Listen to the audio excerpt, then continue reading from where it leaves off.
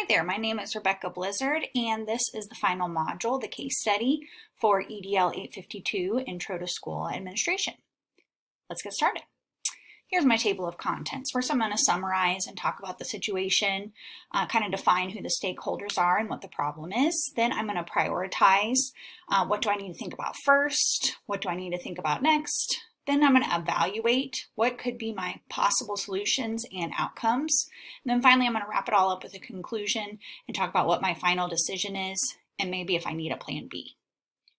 Okay, first of all, let's summarize. Define the situation, stakeholders, and the problem. Here we go. So I am Susan Potter. It's a great name. I am a newly hired principal for a middle school that's currently being built. Even though the building is not in place, there's work to be done. So I need to hire some staff. I need to set up what the curriculum is going to look like. And then, of course, I need to write the mission and vision statement.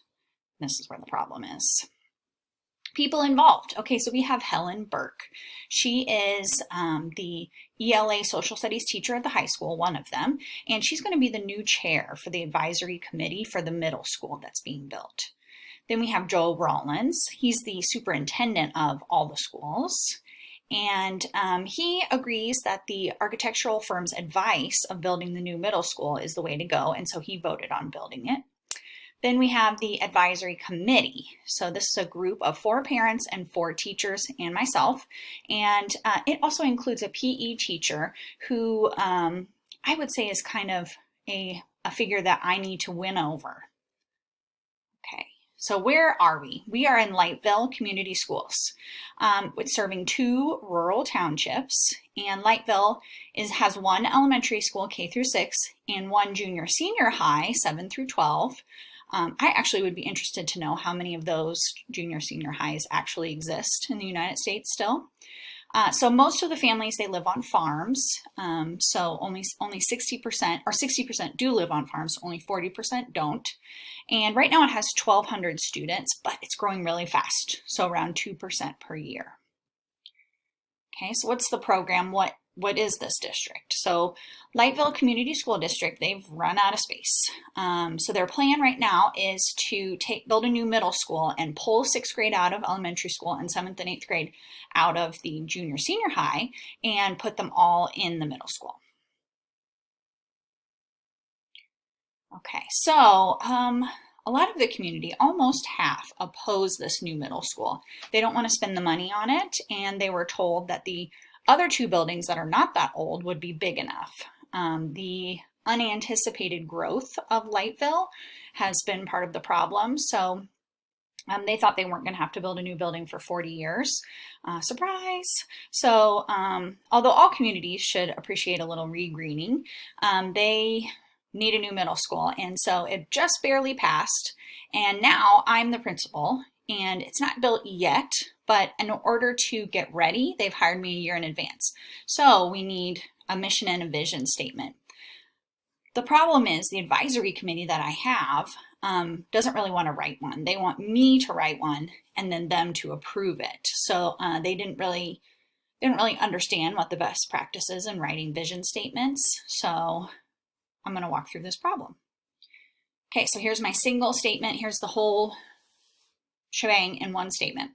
As a new principal, I need to collaborate with the community to create working vision mission statements that will help bring the middle school purpose into focus and build community support. Okay, so now let's prioritize.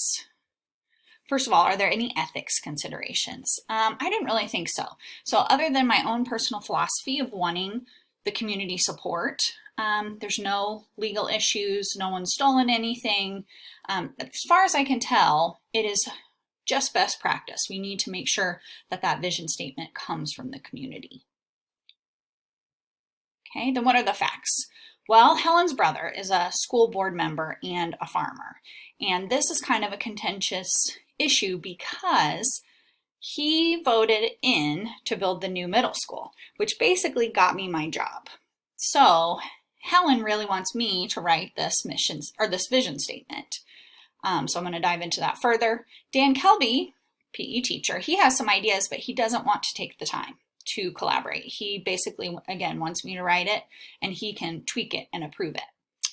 And then my last fact is I asked not to be the committee chair. Helen's going to be the committee chair because I wanted a symbolic show to show the community that I am committed to collaboration. I am not an autocrat. I'm not completely in charge. Okay, so potential damage. I don't like this list. Farming community will reject this vision. It's totally possible. They don't want the middle school to begin with. And then the other problem could be that the community will rely on me for future decisions rather than working together. Okay, so here's some other ideas. The committee's reason for having me make it, I'm not really sure what that is. So that's some information I don't have. Is it they just want to make it fast? Is it they think that I'm amazing? I don't really know why they just want me to do it. What are the community's priorities? I sent out no surveys. I have no information on that. I don't really know this community. I'm moving in here. What does the high school want with their 7th and 8th graders? What does the elementary school want?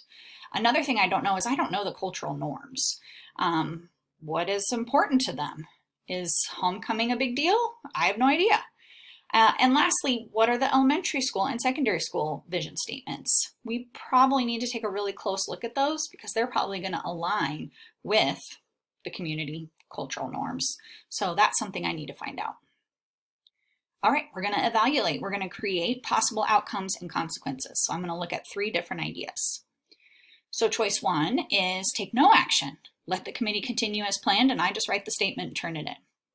Choice 2 is continue to push for collaboration and refuse to continue going until everyone contributes. And then choice 3 is a compromise. I'm going to write fragments of a statement, but I'm going to include committee and community input. Okay, so choice 1, what's the plan? The advisory committee would like me to write that vision statement. So I'm just going to do that. I'm going to write a generic statement and present it to the committee and hope that we could tweak it to make it community appropriate. Pros and cons. I put little negatives next to the cons and positives next to the pros. The community would be unhappy with the statement. They would not like what I've written and they're going to blame me. And the committee might expect to have all the decisions made for them in the future. So they're not going to want to collaborate at all. They're just going to expect me to do it. Pro might be that this is fast. This is going to be super fast. We're going to get it done. I don't really think that's a pro, but that's okay. Choice 2. What's the plan? I'm going to call a new committee meeting and explain to them that I don't want to write the vision statement. I'm going to be firm and tell them I'm not going to put in any input until we work together. Pros, or cons really. The con is that the committee members could feel strong-armed. They could feel like, oh, she thinks we're robots.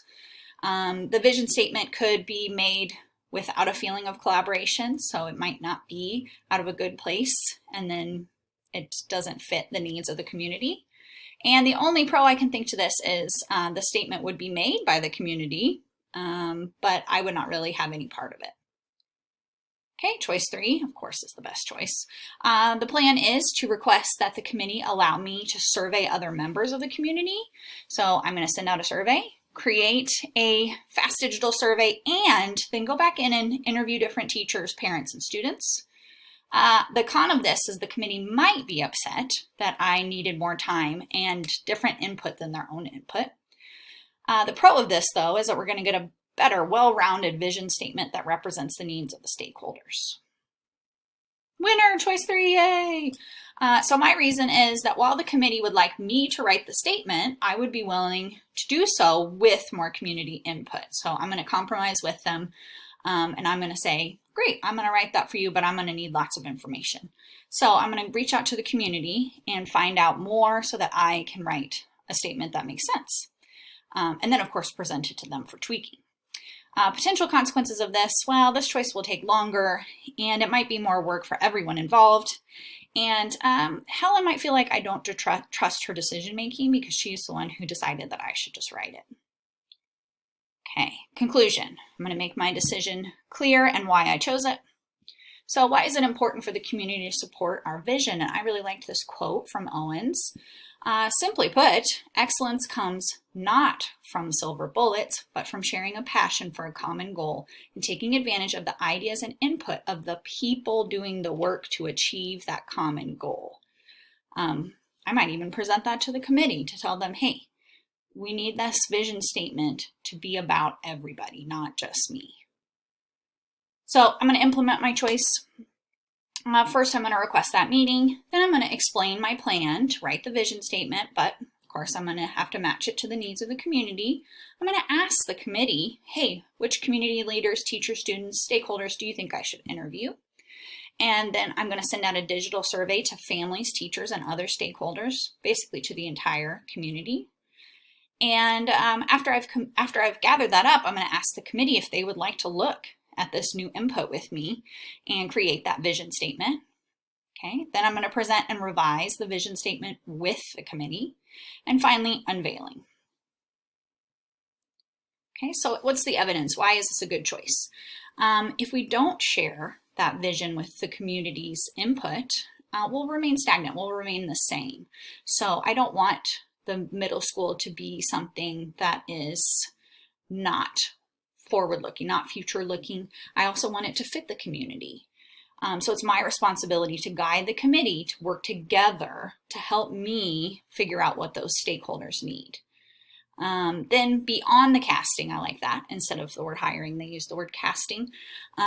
Administrators need to facilitate this community involvement. So they need to figure out how we can get the community involved and appropriately write the vision statement collaboratively. So this would be the ideal time to build those relationships. Since I don't know anybody and I'm new, I'm going to build relationships with the community by writing this statement and gathering the data. Okay, so what if my choice doesn't work? What if the committee's angry, the community's angry, everybody's angry? What am I going to do? Well, I'm going to back up and suggest again, hey, can we just work together, the committee and I? Maybe we don't need to send out this survey. Maybe the committee needs to help me write this since they are already part of this community. Hopefully that will work, because if they're angry with my third choice, then maybe they will just like the original suggestion that I had. And we can add and subtract from this vision statement. I don't want to write it myself, basically. Okay, here's my resources. And on my reflection, I thought this assignment was really great because writing a vision statement is something that leaders do. And so it's important that I understand that process and the hurdles that I could be up against as a future leader. Thank you. I've really enjoyed this class. Bye.